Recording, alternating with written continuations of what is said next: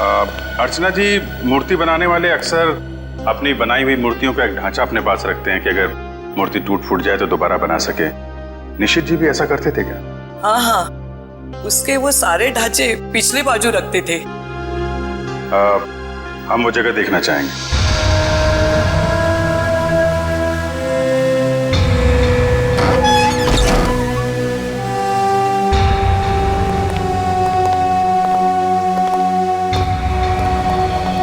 Sir, आप सब देख रहे हैं ना, ये उनकी पूरी जिंदगी की कारीगरी है। उन्होंने जितनी भी मूर्तियां बनाई थी उन सबका एक एक ढांचा यहाँ है।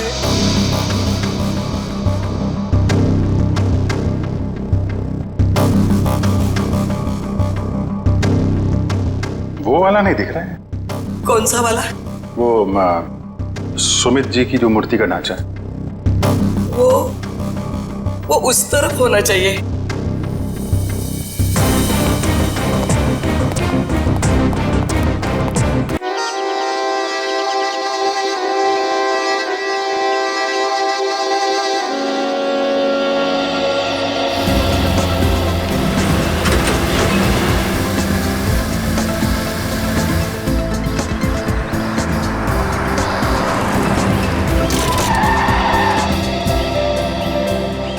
अवनी, एक काम करो, गाड़ी को रिवर्स गियर में लगाओ।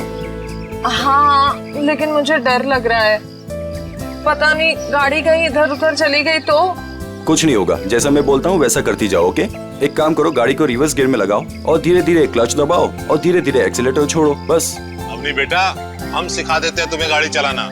रमेश को तो वैसे भी ठीक से नहीं आता है। अरे काका, आप साइकिल चलाना तो ठीक से जानते नहीं है, गाड़ी क्या चलाएंगे? हाँ काका, आप ही सिखा दीजिए तो अच्छा है। ये तो सारा दिन फोन पे लगे रहते, मेरी तरफ ध्यान भी नहीं देते। अच्छा, एक काम करो, गाड़ी को रिवर्स गियर में लो। हाँ, हेलो,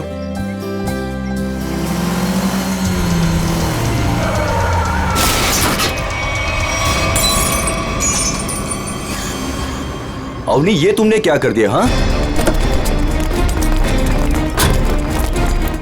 बदबू कहां से आ रही है?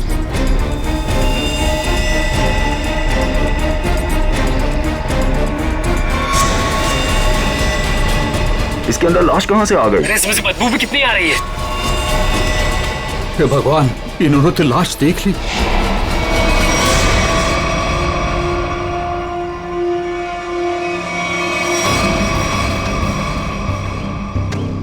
इस मूर्ति का बेस तो एकदम अच्छे से बनाया गया है, कोई लापरवाही की गई ऐसा लगता तो नहीं है।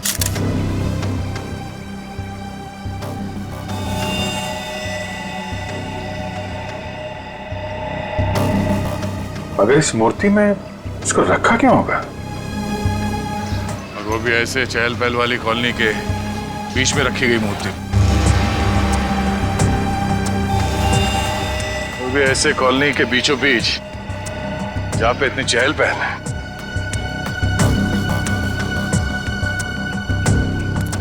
सर, कॉलोनी के लोग काफी घबराए हुए हैं। किसी को नहीं पता है लाश किसके। और सर, इस कॉलोनी से कोई गायब भी नहीं हुआ है। चलो देखते हैं। आप लोग प्लीज इन बच्चों को अंदर घर भेज दीजिएगा। ये सब देखना सुनना इनके लिए अच्छा नहीं, प्लीज। बच्चों, घर जाके खेलो, जाओ। माँ, आजोबा की मूर्ति में क्या था और उससे इतनी बदबू क्यों आ रही थी? घर आके बताती हूँ। बच्चों, मम्मी की बात सुनना चाहिए। हाँ, जाओ घर के अंदर जाओ। आपके बच्चे ने कहा कि ये मूर्ति उनके दादाजी की? जी, मेरे पिताजी की मूर्ति थी। सुमित प्रकाश नाम था उनका। उनकी मूर्ति क्यों बनवाई थी? मेरे पति एक इंजीनियर और साइंटिस्ट थे। सूखे इलाकों के लिए उन्होंने एक नई सिंचाई पद्धति का आविष्कार किया था। इसी से खुश होकर गवर्नमेंट ने उन्हें ये जमीन दान में दी थी। और सुमित जी इतने महान थे कि उन्होंने वो जमीन कॉलोनी को दान कर दी थी और हमने उसी जमीन पर ये बच्चों के लिए ये पार्क बनवा दिया। इसीलिए हमने उनके सम्मान में इस पार्क में उनकी मूर्ति लगवाई। देखिए, ऐसा लगता है कि किसी ने हाल में इस लाश को मूर्ति में छिपाया है। हाँ, कुछ महीनों पहले। आप लोग बता सकते हैं कि मूर्ति यहाँ कब लगाई गई थी? क्योंकि शायद लाश को उसी वक्त अंदर रखा गया था। ये क्या कह रहे हैं सर? ऐसा हो ही नहीं सकता। सुमित जी जिस साल गुजर गए उसी साल ये मूर्ति वहाँ लगवाई गई थी। कम से कम 39 साल हो गए। 39 साल पहले? तो ये हो सकता है कि जब हाल फिलहाल में मूर्ति बदली गई हो या फिर इसकी मरम्मत की गई हो तब ये लाश इसमें डाल दी गई हो। जी नहीं, जब से ये मूर्ति लगवाई गई है तब से ना इसकी मरम्मत हुई है और ना इसे बदला गया। ऐसे कैसे हो सकता है? कुछ महीनों पहले मरे हुए आदमी की लाश इतनी पुरानी मूर्ति के अंदर कैसे हो सकता है? शायद ऐसा हुआ हो कि रात के अंधेरे में ये काम हुआ हो और आप लोगों को पता नहीं चला। पूर्वी, जरा वॉचमैन से पता करना। सर इस कॉलोनी में करीब 200 फैमिलीज रहती है। अगर किसी ने रात को पुतला बदला होता, किसी ने तो देखा होता, लेकिन यहाँ तो किसी ने कुछ देखा ही नहीं। सर यहाँ पर 2 वॉचमैन है, एक दिन में ड्यूटी करता है और एक रात में, और दोनों का ही कहना है कि किसी ने भी मरम्मत का काम होते हुए नहीं देखा। कमाल है, अगर कोई काम हुआ नहीं है तो फिर ये लाश मूर्ति के अंदर आई कैसे? सचिन, 39 साल पहले ब्रॉन्ज की मूर्ति खड़ी की गई हो, तब से लेकर आज तक ना किसी ने उसकी मरम्मत की, ना उस मूर्ति को बदल दिया। हाँ सर, 1976 की बात है सर। हाँ, और आज उस ब्रॉन्ज के पुतले के अंदर मिलती है एक लाश, और कॉलोनी के 40 लोग कहते हैं कि उन्होंने कुछ देखा तक नहीं। कैसे हो सकता है मूर्ति के अंदर लाश? 2 ही तरीके आते हैं मेरे दिमाग में। एक, या तो पुरानी मूर्ति के अंदर लाश रखी, या फिर नई मूर्ति बनाकर उसके अंदर लाश डालकर उस नई मूर्ति को पुरानी मूर्ति की जगह रखी गई और पुरानी मूर्ति गायब कर दी गई होगी। सर, लेकिन ब्रॉन्ज की नई मूर्ति बनाने के लिए तो कई दौर से गुजरना पड़ा हो। पहले तो उसने प्लास्टर ऑफ पेरिस का ढांचा तैयार किया होगा, फिर उस ढांचे से उसने नया सांचा तैयार किया होगा, और फिर कम से कम 1200 डिग्री सेल्सियस पे उसने उस ब्रॉन्ज को पिघला कर उसमें डाला होगा, और फिर उसके टुकड़े किए होंगे। टुकड़ों को फिर वेल्डिंग करके जोड़ा गया होगा, फिर मूर्ति तैयार होगी तो उसे खड़ा कर दिया गया होगा। ये कुछ चुटकी भर में थोड़ी होता है, बहुत टाइम लगा होगा, बहुत टाइम लगा होगा। और सर लाश को मूर्ति में रखा गया होगा, मूर्ति को कॉलोनी में लाया गया होगा, और फिर पुरानी मूर्ति की जगह रखा गया होगा। पूर्वी, इतनी बड़ी मूर्ति कोई गोदी में उठाकर तो नहीं ला सकता। उसे लाने के लिए ट्रक या फिर कोई बड़ी गाड़ी लाई होगी, उसके साथ साथ उसे खड़े करने के लिए क्रेन लाया गया होगा। इतना सब अगर हुआ है, फिर भी कॉलोनी के लोग कहते हैं कि उन्हें कुछ मालूम नहीं, ऐसा कुछ हुआ ही नहीं।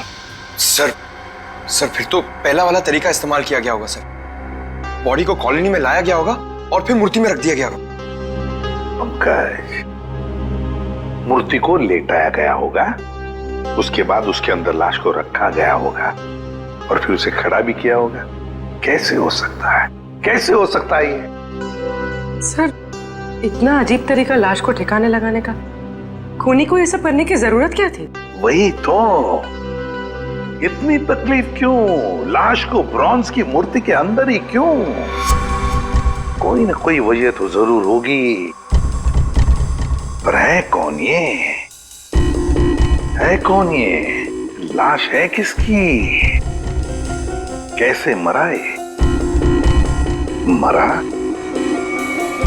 या मारा गया? इस आदमी की उम्र 45 साल है और इसकी मौत इसके सर पे लगी चोट की वजह है। अरे sir sir sir sir, Hindi में बोलेंगे तो मुझे भी समझ में आएगा। क्या बोल रहे हैं? इस आदमी की उम्र 45 साल है और इसकी मौत इसके सर पर लगी चोट की वजह से हुई है। ये हुई ना? Thank you. और कुछ और बता सकते हैं? कोई जादू है? चुटकी बजाऊंगा हो जाएगा? अरे कोई जादू है जो चुटकी बजाऊंगा सब कुछ हो जाएगा? मन तो करता है चुटकी बजा दूं और ये आदमी गायब हो जाए। क्या बोले तुम? मतलब मैं कह रहा था साड़ुंके साहब, आप चुटकी बजा दे तो केस सॉल्व हो जाएगा। कितना किया है, ये तो कुछ भी नहीं है। हाँ, लेकिन अभी मेरा चुटकी बजाने का मूड नहीं। ठीक है, तो मैं उधर बजा लेता हूँ चुटकी। किधर चले जाते हो? हाँ देखिए आप, तारिका जी।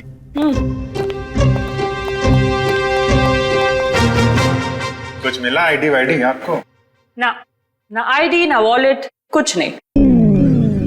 और ये कपड़ों की हालत देखो। भाई साहब, बज गई चुटकी। लेकिन मैं आपको एक चीज बता सकती हूँ। अरे वाह, अब बजी चुटकी। मुझे मालूम था तारिका जी, आप मुझे कभी निराश नहीं करेंगे। बताइए। मैं आपको ये बता सकती हूँ कि ये लाश कितने समय तक उस मूर्ति में थी। अच्छा, कितने समय से? ये लाश ब्रॉन्ज की मूर्ति में बंद थी, वातावरण के प्रभाव में आए बिना। कुछ टेस्ट के बाद ये पता चला है कि 2 महीने से ये लाश उस मूर्ति में बंद थी। ओह, मतलब इस आदमी का खून 2 महीने पहले हुआ है। लगता तो ऐसा ही है। लेकिन सर, किसी ने इस लाश को देखा किसी ने उस मूर्ति में रखते हुए? कॉलोनी वाले बता रहे थे कि मूर्ति 39 साल पुरानी है। डॉक्टर साहब, आप ये बता सकते हैं ये मूर्ति नई है या पुरानी है? ये मूर्ति 39 साल पुरानी नहीं है, नई है। ओह, मतलब इस मूर्ति को वहां पे ट्रक में लाया गया होगा। किसी ने ट्रक को देखा कैसे नहीं? मुझे नहीं पता। सालू के साहब, किसी ने उस क्रेन को कैसे नहीं देखा जिसके जरिए उस मूर्ति को अपनी जगह पे रखा गया? मुझे नहीं पता। सालू के साहब, उस मूर्ति में वेल्डिंग कब और कैसे की गई? मुझे नहीं पता, मुझे नहीं पता, मुझे नहीं पता। ठीक है सर, मुझे लगता है लाश की गंध की वजह से सालूम के साहब का दिमाग खराब हो गया है। क्या बोल रहा है? क्या बोल रहा है? क्या बोल रहा है? क्या बोल रहा है? देखो, मुझे परेशान मत करो, मुझे इस लाश का चेहरा भी बनाना है। Don't disturb me. सर, आपसे कोई सवाल नहीं करेंगे, आप चेहरा बनाइए। चलो, एक बात तो ये पता चल गई कि मूर्ति नई है और किसी ने उसमें लाश रखी है। और कैसे सर? कैसे और कब का पता बाद में लगाएंगे। पहले ये पता लगाना है कि ये नई मूर्ति बनाई किसने।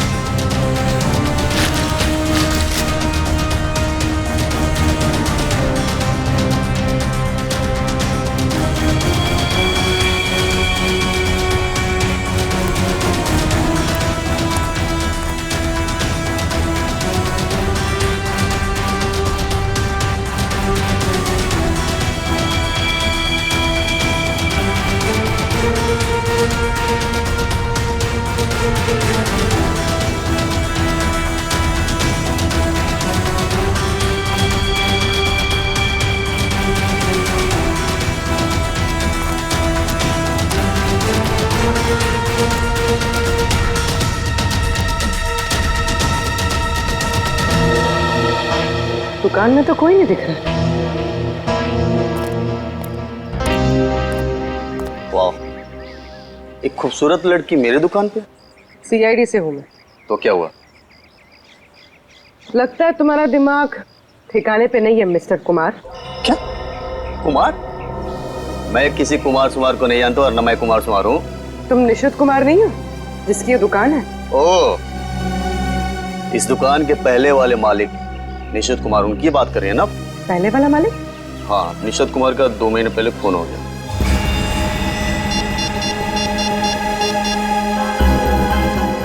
हेलो, अभिजीत साहब।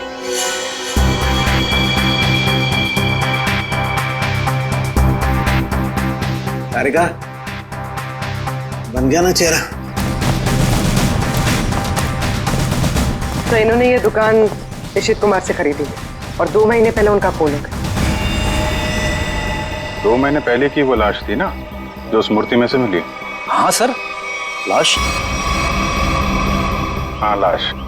आप ये बताइए कि निशित कुमार के बारे में और क्या जानते हैं आप? सर, मुझे ज्यादा पता नहीं है। उनकी माली हालत भी ठीक नहीं थी और कई सालों से उनके पास कुछ काम भी नहीं था। उनके घर का एड्रेस देना। वो घर में अकेली ही थी। जब मैं बाहर से आई तो देखा चोरों ने उनका गला काट दिया था। शायद मैं यहाँ होती तो उनको बचा सकती थी सर। हम आपकी तकलीफ समझ सकते हैं अर्चना जी, पर क्या आप बता सकती हैं कि क्या क्या चोरी हुआ था? कुछ नहीं, चुराने के लिए आई ही क्या घर में? कुछ नहीं था और अब भी नहीं है। आपके पति जो मूर्तियां बनाते थे वो किन के लिए बनाते थे? मेरा मतलब है उनके क्लाइंट्स कौन कौन थे? मुझे पता नहीं, लेकिन उनकी सारी चीजें वो अलमारी में रखते थे। हम वो अलमारी देख सकते हैं? जी। अलमारी देख लो जरा।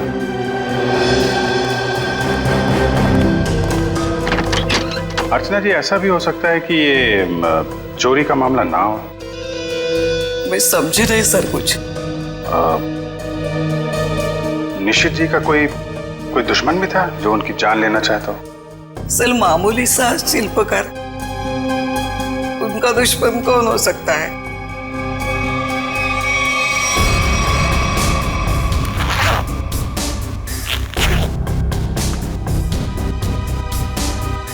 सर, हाँ बेट। इस फाइल में मूर्तियों की बहुत सारी न्यूज़पेपर कटिंग है सर। वो जो सारी मूर्ति बनाते थे ना, उसका सारा रिकॉर्ड इसी फाइल में रखते थे। और सर ये देखिए। तो ये मामला है, सुमित जी की मूर्ति भी इन्होंने बनाई थी 1976 में। अर्चना जी, मूर्ति बनाने वाले अक्सर अपनी बनाई हुई मूर्तियों का एक ढांचा अपने पास रखते हैं कि अगर मूर्ति टूट फूट जाए तो दोबारा बना सके। निशित जी भी ऐसा करते थे क्या? हाँ हाँ, उसके वो सारे ढांचे पिछले बाजू रखते थे। हम वो जगह देखना चाहेंगे।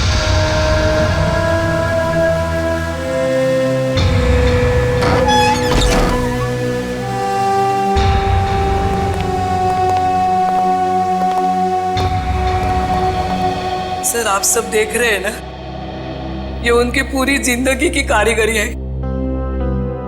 उन्होंने जितनी भी मूर्तियां बनाई थी उन सबका एक एक ढांचा यहाँ है।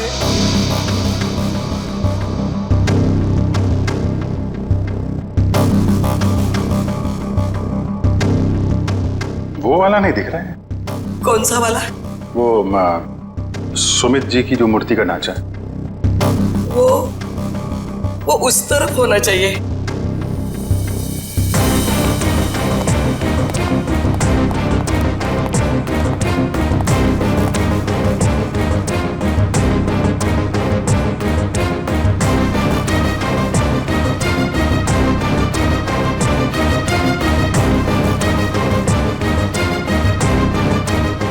आप क्या देख रहे हैं? ये मिट्टी देख रहे हो? यहाँ पे कोई ढांचा था जो अब नहीं है। अर्चना जी, हाँ, वो सुमित कुमार जी की मूर्ति का ढांचा यहीं पे था? हाँ यही था। ले गए। सर आपका मतलब उन चोरों से थे नहीं? सुमित कुमार जी की मूर्ति का ढांचा चोर चुरा के ले गए।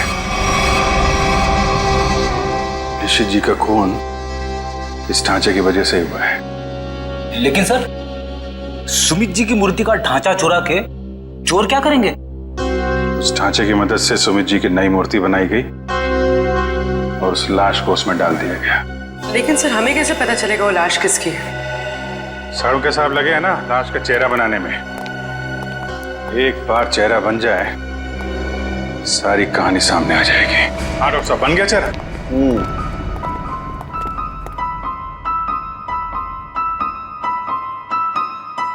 ये देखो बॉस, ये है वो मरा हुआ आदमी।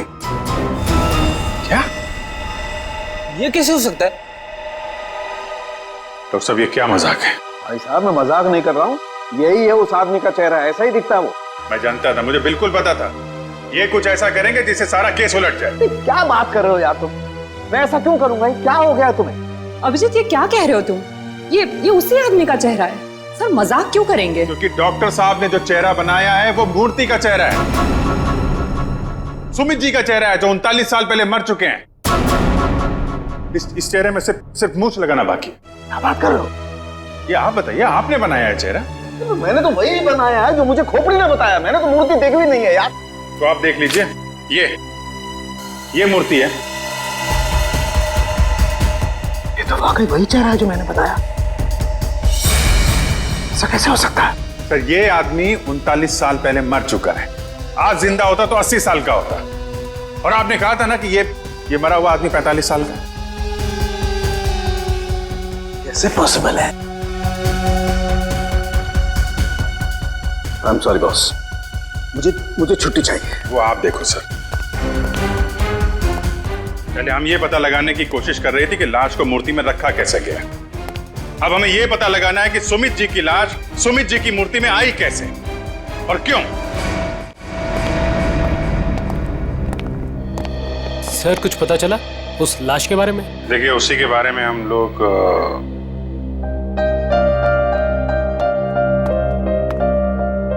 बच्चों, हमें आपकी नानी और मम्मी से कुछ जरूरी बात करनी है। और बातें ऐसी हैं जो आप लोगों को नहीं सुननी चाहिए। तो आप लोग प्लीज अंदर जाइए। क्यों? हम क्यों नहीं सुन सकते? ये बड़ों की बातें हैं, बच्चों का कोई काम नहीं। हमें पता है, हमारे आजोबा की मूर्ति में से लाश मिली है ना। आप उसी के बारे में बात करने आए हो ना? हाँ, और कुछ जरूरी बातें हैं। आप लोग अच्छे बच्चे हो ना? हो ना? प्लीज अंदर जाओ।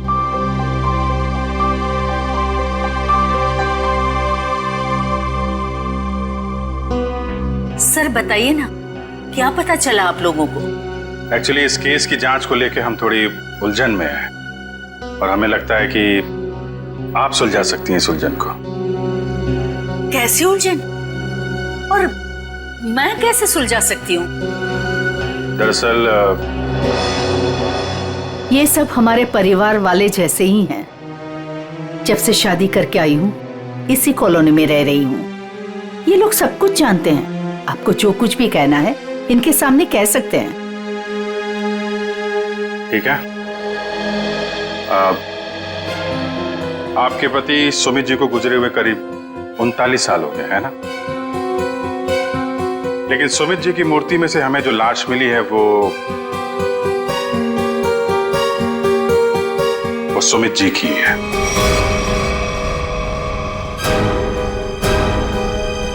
ये कैसे हो सकता है? ऐसा ही हुआ है। ये देखिए।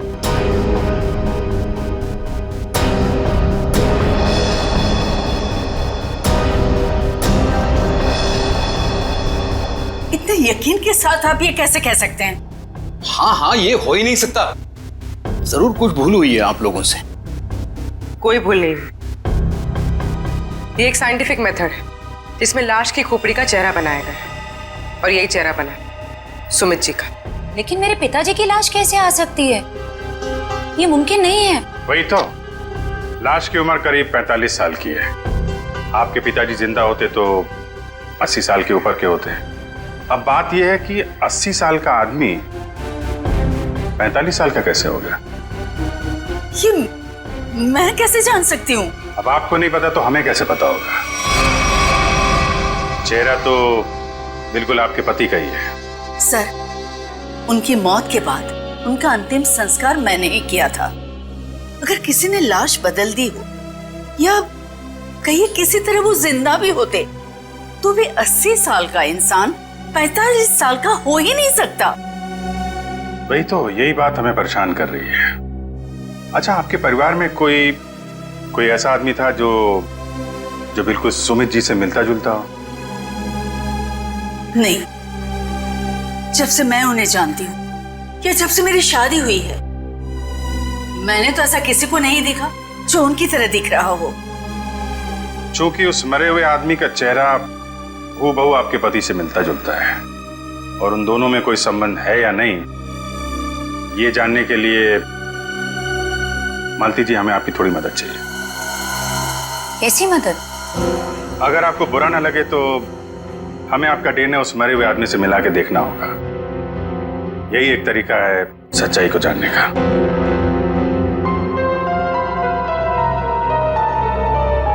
ठीक है, मैं तैयार हूँ, क्योंकि हम भी इस सवाल का जवाब चाहते हैं।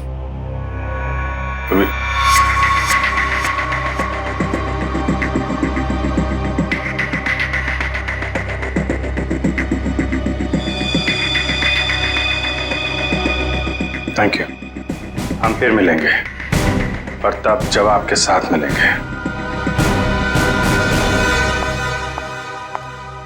तारिका जी, डीएनए रिपोर्ट आ गई? पार्शियल मैच है। क्या पार्शियल मैच है? देखा, इसका मतलब सालू के गलत नहीं था बॉस। ये आदमी सुमित के परिवार का ही। बाप का डीएनए बेटी में भी है और इस मरे हुए आदमी में भी। निश्चित रूप से ये आदमी सुमित के परिवार का ही कोई है। अगर ये सुमित का रिश्तेदार है तो किसी ने इसे पहचाना कैसे नहीं? कोई तो होगा जिसे पहचानता। ये बड़ी चौंकाने वाली बात है। आपने जो इसका चेहरा बनाया था उसकी फोटो हमने अखबार में भी भेजी, लेकिन ऐसा कोई भी आदमी सामने नहीं आया जो इसे पहचानता हो। अगर ये इसी शहर में था तो किसी ने तो इसे देखा होगा। कोई तो होगा इसके पहचान वाला। तारिका जी, आप तो जीनियस हैं। ऐसे क्या कह दिया मैंने? केस सॉल्व कर दिया। हो सकता है ये आदमी इस देश का हो ही ना। हो सकता है कि मरने से कुछ समय पहले इस देश में आया। ओह, इसीलिए किसी ने इसे पहचाना नहीं। हाँ, पिछले 2-3 महीने की इमिग्रेशन रिपोर्ट्स चेक करनी होंगी हमें। पंकज, आज के अखबार में मैंने अपना राशिफल देखा। जानते हो क्या लिखा था उसमें? क्या था सर? बहुत जल्द नौकरी में बदलाव होगा। इसका मतलब जानते हो?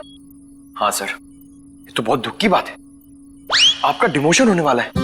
आपकी पोस्ट तो मेरे से भी नीचे होने वाली है। क्या बोलता है? अरे इसका मतलब है मेरा बहुत जल्द प्रमोशन होने वाला है।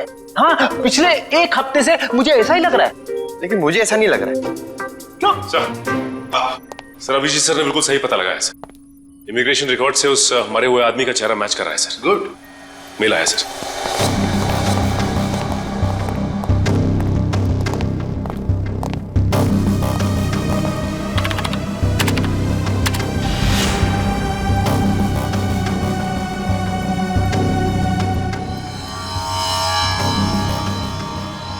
सचिन, ये तो बिल्कुल सुमित जैसे ही दिखता है।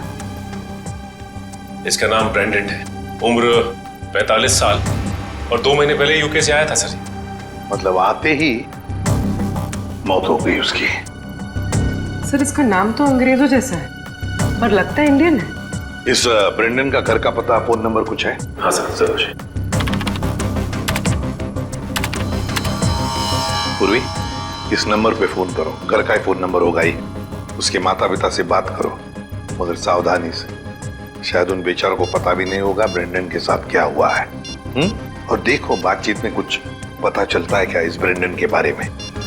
सर। हाँ सर,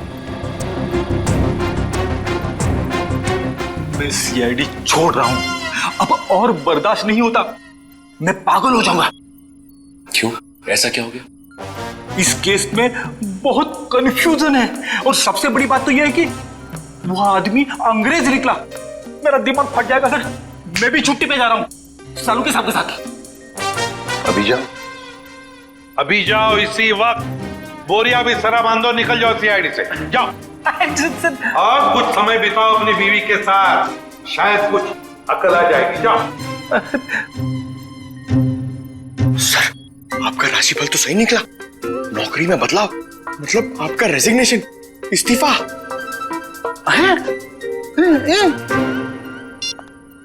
सर।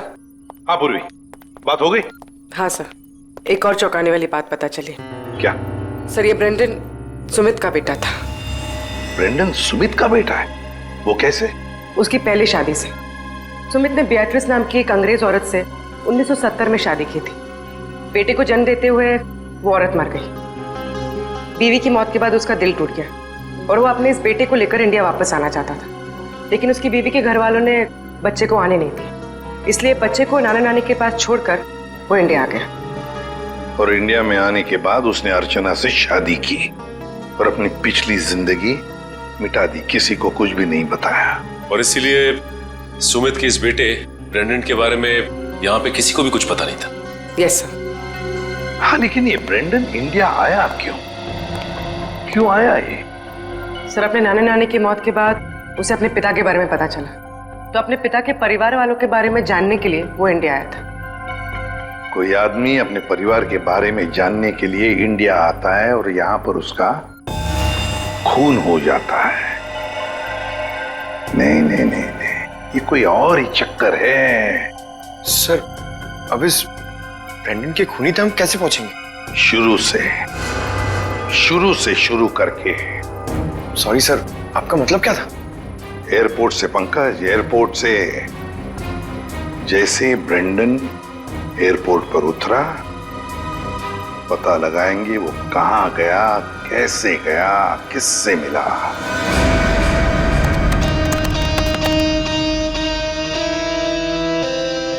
सर, ये फुटेज एयरपोर्ट के अराइवल गेट की है सर, जब ब्रेंडन इमिग्रेशन से बाहर निकल चुका था। सर, ये रहा ब्रेंडन, ये कैप वाला आदमी ब्रेंडन से मिलने आया। कैप की वजह से इसका चेहरा ठीक से दिख नहीं रहा। जरा जूम करो उस पर।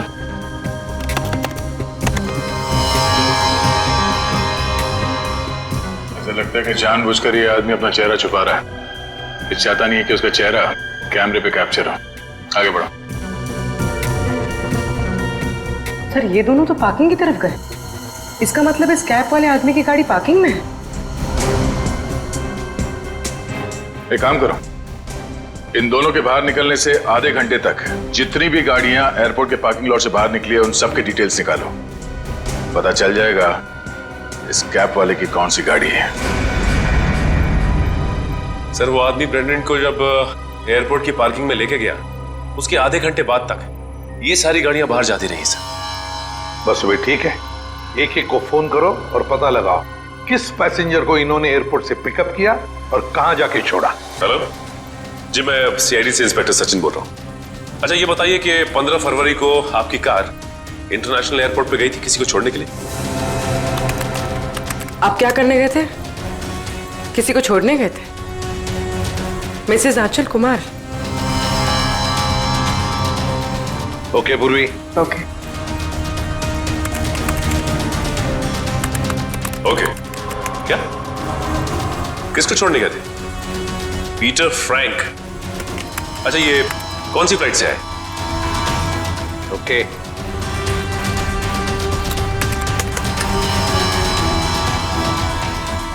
मिस्टर डिसिल्वा,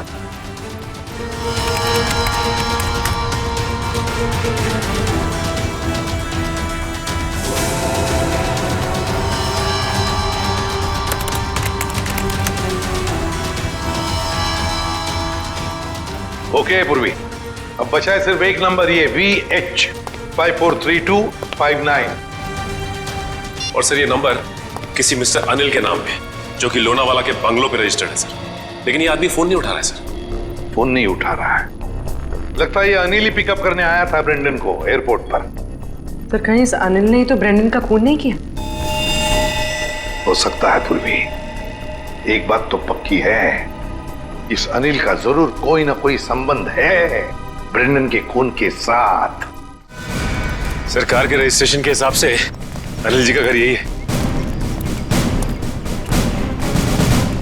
काफी पैसे वाला लगता है ये अनिल जी। इतना बड़ा बंगला, वो कार। लेकिन इस अनिल जी को ब्रेंडन से क्या काम पड़ गया? सर, मुझे तो लगता है कि इस ब्रेंडन को इंडिया में कोई जानता ही नहीं होगा। ब्रेंडन को इंडिया में कोई जानता नहीं था तो ये अनिल एयरपोर्ट क्यों गया था उन्हें लेने? उसके बाद ये ब्रेंडन गायब कहाँ हो गया? कोई दरवाजा खोल क्यों नहीं रहा? जी, कौन है आप लोग और क्या चाहिए? आपके मालिक अनिल जी से मिलना है। कहाँ है वो? वो नहीं है। आप क्यों पूछ रहे हैं साहब? देखिए, बेमतलब परेशान मत करिए, नहीं तो अभी पुलिस को फोन कर देंगे। हम लोग सीआईडी से हैं। सीआईडी? सीआईडी कहाँ से?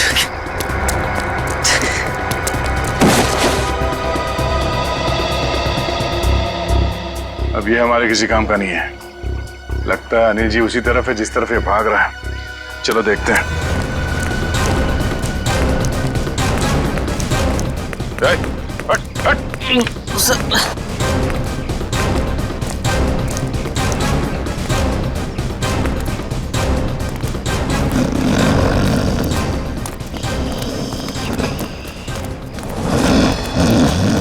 लगता है यही अनिल जी है। अनिल जी, मालिक और नौकर एक साथ शराब पी रहे थे यहाँ पे। अनिल जी, अनिल जी, जी। हम ये जानने आए कि कुछ महीने पहले आप ब्रेंडन को एयरपोर्ट से लेकर कहाँ गए थे? एयरपोर्ट? ब्रैंडन? मैं कुछ नहीं समझ पा रहा यार, क्या बोल रहे हो तुम? हम ये कह रहे हैं कि ब्रेंडन को लेके आप एयरपोर्ट से आए थे और ये हमने सीसीटीवी फुटेज में देखा है।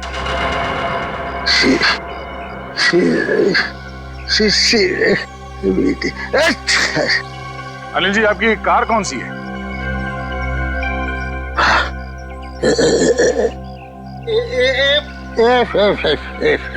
सच्चाई तो ये है कि ना तो ये बंगला आपका है और ना ही वो कार। हाँ? हाँ?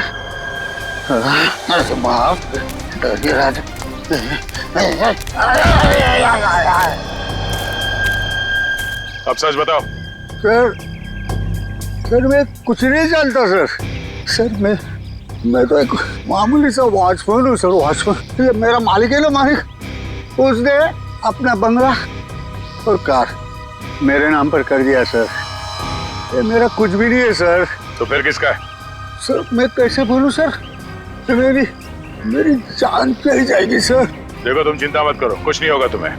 सिर्फ ये बताओ, किसने कहा था तुम्हें ये सब करने के लिए? क्या बात है, आप लोगों ने हमें यहाँ क्यों बुलाया? कुछ पता चला क्या? हाँ, एक चौंकाने वाली कहानी। ये कहानी हम आप लोगों को भी सुनाते हैं। इस कहानी को हम वहां से शुरू करते हैं जब सुमित जी को सरकार ने जमीन दान दिया था। उस जमीन में सिर्फ एक छोटा सा गार्डन नहीं था, बल्कि वो जमीन भी था जिस पे आज मॉल बना हुआ है आपके कॉलोनी के पीछे। लेकिन इस बात का पता हमें क्यों नहीं चला? क्योंकि आप लोगों से पहले कुछ और लोगों को पता चल गया।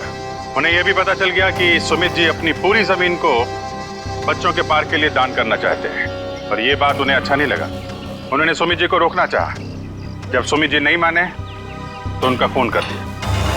क्या? जी हाँ, सुमित जी का एक्सीडेंट कोई एक्सीडेंट नहीं था। इसकी प्लानिंग की थी उन लोगों ने, और उन लोगों ने जमीन का एक छोटा सा हिस्सा आपके कॉलोनी को दिया और बाकी बिल्डर्स को बेच दिए। वो मॉल जहाँ पे खड़ा है वो जमीन। बिल्डर से मिले पैसे से ऐश कर रहे हैं वो लोग। उनके पास देश विदेश में बहुत सारे घर हैं, बंगलो हैं, ढेर सारी गाड़ियां हैं, और ये बात किसी को नहीं पता, उनके दोस्तों और परिवार वालों को भी नहीं। और सुमित जी का बेटा ब्रेंडन जब अपने परिवार वालों से मिलने इंडिया आया तो उसे भी मार दिया गया। क्यों, ये हमें मालूम नहीं।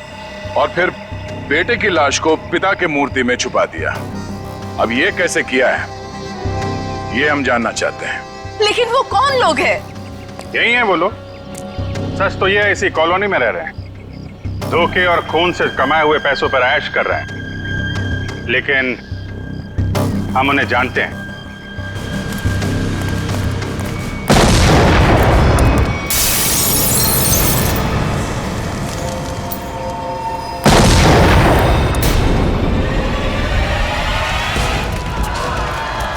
अजय, अजय रुको, पीछे आइए जल्दी।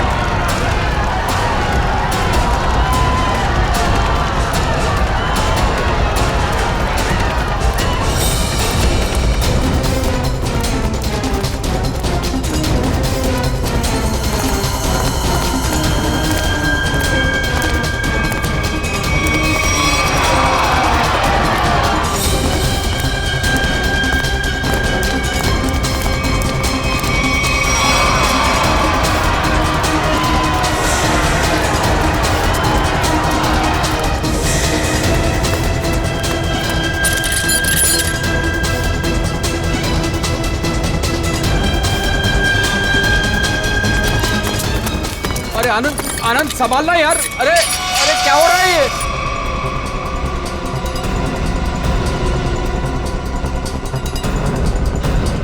कहाँ भाग रहे हो? अरे सर उतारिए हम लोगों को। सर मर जाएंगे हम। सर नीचे उतारिए प्लीज। सर हमने तो तुम दोनों का नाम भी नहीं लिया था। हाँ मगर तुम लोगों के लोनावले वाले बंगले पे गए थे हम लोग। नीचे उतारिए ना। अरे तुम लोग तो वैसे ही गिरे हुए आदमी हो। सुमित जी और ब्रेंडन का खून किया तुम लोगों ने। नहीं सर। वैसे हमें पता चल गया, तुम लोगों को मालूम पड़ गया था कि तुम्हारे करतूत के बारे में हमें पता चल गया। सर नीचे उतारिए प्लीज। इसलिए कॉलोनी वालों की जान को नुकसान पहुंचा है। हाँ?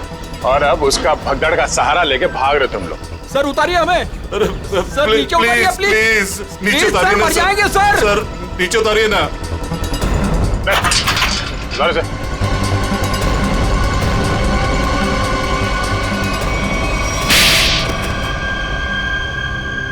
लेकिन वो तो आपके दोस्त थे, फिर आपने उनको क्यों मार दिया? क्योंकि इनके लिए पैसा दोस्ती से ज्यादा मायने रखता है। लेकिन ब्रेंडन को क्यों मारा? सर एक्चुअली हम उसे मारना नहीं चाहते थे। हम उसे एयरपोर्ट से सीधा हमारे खाली पड़े हुए फ्लैट पे लेके गए। हमने सोचा था हम उसके बाप के मरने की झूठी कहानियां सुनाकर उसको यूके वापस भेज देंगे, और उसने हमारी वो बातें सुन ली थी जिसमें हमने सुमित को मारने का जिक्र किया था। इसके लिए उसको मारा सर। लेकिन उसकी लाश मूर्ति में क्यों छुपाई? हम नहीं चाहते थे कि उसकी लाश किसी भी हालत में सीआईडी को मिले। अगर हम उसे जलाते, दफनाते या किसी तालाब झील में उसकी लाश छोड़ देते तो एक न एक दिन तो लाश मिल ही जाती ना। फिर तो हम पकड़े जाते। इसलिए हमने उसकी लाश सुमित की मूर्ति के अंदर डाल दी थी ताकि कोई ढूंढ ना सके। इसीलिए तुम लोगों ने निशित को मार दिया और उसके गोडाउन से सुमित जी के पुतले का ढांचा को चुरा लिया और नई मूर्ति बनाई। हाँ? लेकिन तुम लोगों ने मूर्ति जब बदली तो कॉलोनी वालों को कैसे नहीं पता चला? वो सर हमने एक दिन पूरे कॉलोनी वालों को रात के खाने की दावत दी थी और हमने उनके खाने में नींद की गोलियां डाल दी थी। अच्छा, जब सारी कॉलोनी सो गई तो पुरानी मूर्ति की जगह नई मूर्ति रख दी। अगर रोनी अपनी कार से उस मूर्ति को ठोकर नहीं मारती तो इनके काले कारनामों से पर्दा नहीं हटता। लेकिन सच्चाई में एक ताकत होती है जो कभी छुपती नहीं, और जुर्म में भी वही कमजोरी होती है, वो भी कभी छुपती नहीं। इन्हें हमारे हवाले कर दीजिए, इन्हें सजा अब हम देंगे। हाँ सर, इन्होंने हमें धोखा दिया है, ये हमारे गुनहगार है। नहीं सर, हमें अरेस्ट कर दो, ये लोग मार डालेंगे। हमें अरेस्ट कर लीजिए सर। तुम्हें सजा देने का हक अगर हमारे हाथ में होता तो हम तुम्हें इनके हवाले कर देते। हमारे हाथ बंधे हुए हैं, वरना निखिल, पंकज ले जाओ इन्हें।